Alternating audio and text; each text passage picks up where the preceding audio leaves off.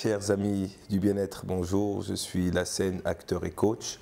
Et pour cet épisode du temps d'une histoire, j'ai choisi de vous conter une fable que j'affectionne aussi particulièrement dans le sens où j'avais gagné un concours avec cette fable quand j'avais 18 ans.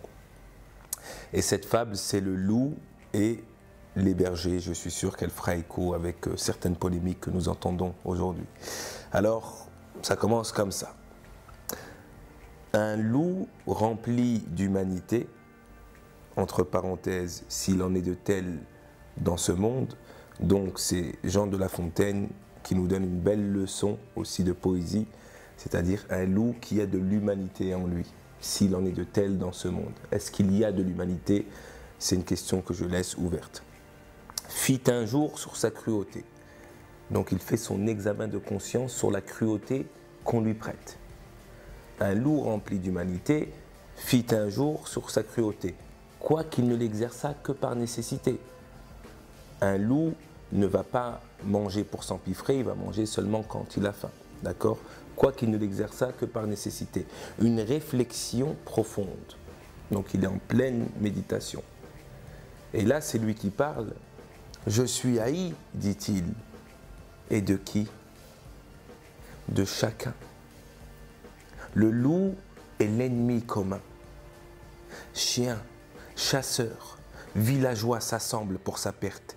Jupiter est là-haut étourdi de leurs cris. Hein? Dieu de là-haut voit ce spectacle désolant, étourdi de leurs cris. C'est par là que de loups l'Angleterre est déserte. Il y a eu en Angleterre, il y a quelques siècles, quelques décennies, un moment où ils sont partis tuer tous les loups parce qu'ils mangeaient les brebis. C'est par là que de loup l'Angleterre est déserte. On y mit nos têtes à prix. Il n'est aubereau qui ne fasse. Aubereau, c'est un petit seigneur, c'est un petit plouc de rien du tout, hein, comme on peut appeler en France un bourgeois de province. Il n'est aubereau qui ne fasse contre nous tel banc publié. C'est-à-dire le moindre petit seigneur, il fait le nécessaire pour nous rejeter et surtout pour nous stigmatiser. Il n'est marmotte aux encriers, donc il n'est enfant aux encriers, que de loup sa mère aussitôt ne menace. C'est un peu compliqué, mais c'est très poétique. Donc il n'y a pas un enfant qui pleure que sa mère ne menace pas en disant « on va appeler le loup, je vais appeler le loup » pour qu'il se calme. Le tout pour un âne rogneux, pour un mouton pourri, pour quelques chiens hargneux dont j'aurais passé mon envie, je crois que ça va de soi, c'est très clair, eh bien, ne mangeons plus de choses ayant eu vie. Arrêtons-nous juste quelques secondes pour ne pas nous perdre. Donc il fait cette réflexion, cet examen de conscience, il se dit que les autres le traitent de cruel parce qu'il mange de la viande quand il a faim, et il arrive à la conclusion que peut-être il faudrait qu'il arrête de manger, de tuer des animaux pour manger et pour subvenir à ses besoins fondamentaux. Eh bien, ne mangeons plus de choses ayant eu vie. Bon, paissons l'herbe, broutons, mourons de faim plutôt. Donc il se dit quelle serait la substitution à ces animaux qui tuent par nécessité. Et il se dit, est-ce une chose si cruelle, vraiment de chasser des animaux pour manger, est-ce une chose si cruelle?